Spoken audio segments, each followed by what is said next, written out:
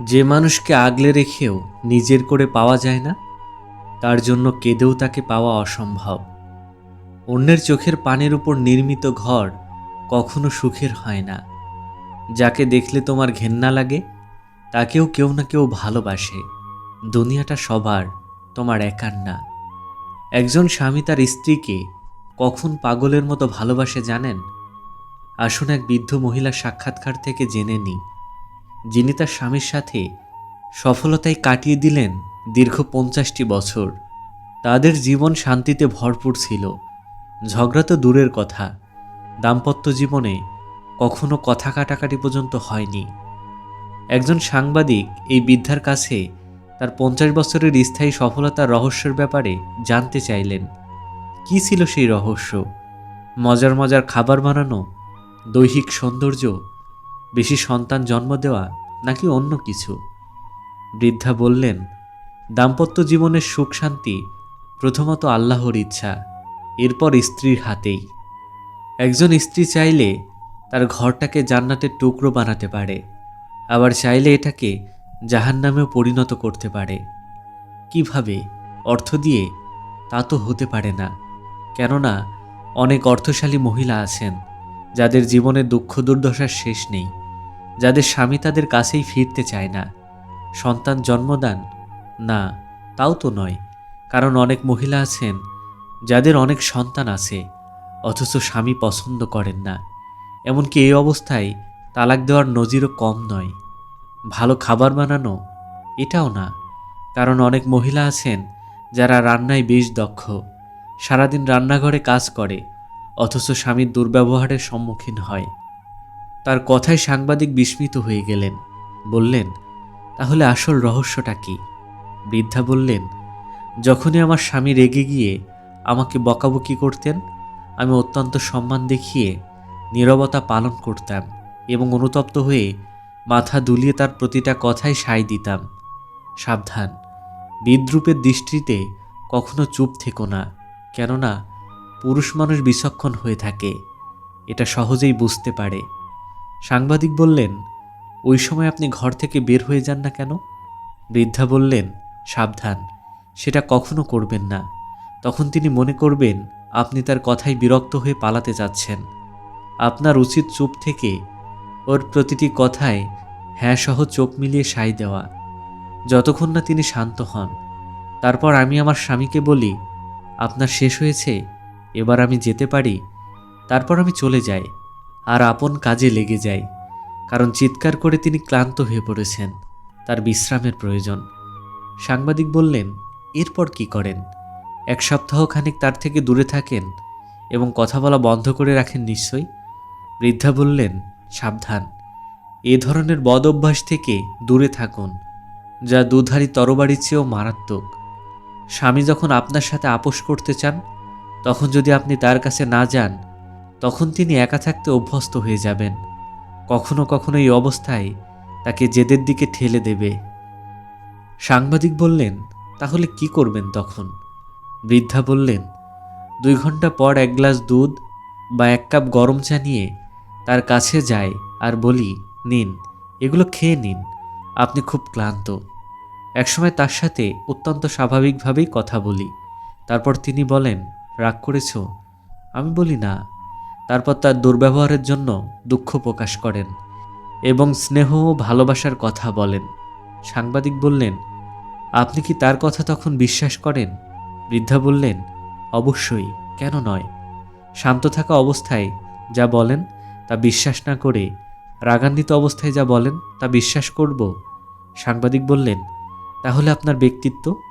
বৃদ্ধা বললেন, আমার স্বামীর সন্তুষ্টি আমার ব্যক্তিত্ব। আমাদের সুস্থ সম্পর্কই আমাদের ব্যক্তিত্ব। আর স্বামী স্ত্রীর মধ্যে কোনো ব্যক্তিত্ব থাকে না। যার সামনে তুমি পুরোপুরিভাবে বস্ত্রমুক্ত হয়েছ, তার কাছে আবার কিসের ব্যক্তিত্ব? মহান রব আমাদের দুনিয়ার জীবন ও পরকালের জীবনে কল্যাণ দান করুন। পয়সা হলো অতিথি, আর একতা আমাদের সংস্কৃতি। তাই অর্থের অহংকারে পরিবার থেকে কখনো আলাদা হইও না। বৃষ্টি তো তখনই হয় যখন আকাশ মেঘের ভার সইতে পারে না, আর কান্না তো তখনই পায় যখন হৃদয় কষ্টের ভার বইতে পারে না। অধিকার ঠিকই মনে রাখে। গোপনীয়তার মিথ্যা সম্পর্ক নষ্ট করে।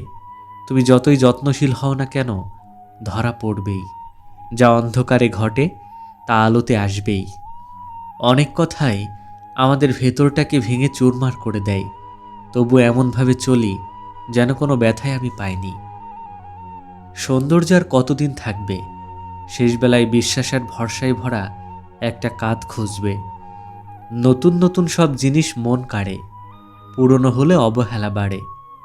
তবে বন্ধুত্বের ক্ষেত্রে আসলে পুরাতনের কাছে নতুন হারে। একটি ডিভোর্স হয়তো মা বাবার জীবনে শত সমস্যা মেটায়, কিন্তু একটি ডিভোর্স একটি শিশুর জীবনে হাজারো সমস্যা সৃষ্টি করে। পৃথিবীতে দুটি মানুষের বন্ধুর সংখ্যা সবচেয়ে কম, এক সত্যবাদী আর দুই প্রতিবাদী। অর্ধেক সময় পেরিয়ে গেল জীবনটাকে বুঝতে বুঝতে, আর এখন বাকিটা সময় কেটে যাচ্ছে বাস্তবতার সাথে লড়তে লড়তে। বিবেকের বিরুদ্ধে কখনো কিছু করো না, এমনকি পরিস্থিতি চাপ দিলেও না। আপনার পিতামাতা অশিক্ষিত হওয়ার কারণে আপনি কখনো লজ্জাবোধ করবেন না। যদি দুজন অশিক্ষিত ব্যক্তি আপনার মতো একজন সুশিক্ষিত সন্তান জাতিকে উপহার দিতে পারে, তবে ভেবে দেখুন তারা কতটা যোগ্য। নিজের সীমাবদ্ধতা বুঝতে পারলে নিজেকে অতিক্রম করা অতি সহজ হয়ে যায়। মৃত্যুই জীবনের চূড়ান্ত বাস্তবতা, নিমেষে সব স্বপ্নকে নিঃশেষ করে দেয়। সুতরাং সুখ শান্তিতে থাকার অন্যতম একটি মাধ্যম হল মৃত্যুকে অধিক স্মরণ করা। তাহলে দুনিয়ার জীবনে প্রত্যাশার চাপে কখনো পৃষ্ঠ হতে হবে না। কাউকে তার অতীতের অপকর্ম নিয়ে খোঁটা দিও না। কে জানে, সে হয়তো তওবা করে রবের কাছে তোমার থেকে উত্তম হয়ে গেছে। প্রকৃত পথিক কখনোই থেমে যায় না, প্রয়োজনে নতুন করে পথ তৈরি করে নেয়। চোখের আড়ালে যে থাকে, মানুষ তাকে দ্রুত ভুলে যায়। অতীত জুড়ে একরাশ স্মৃতি, আর বর্তমান জুড়ে শুধুই বাস্তবতা।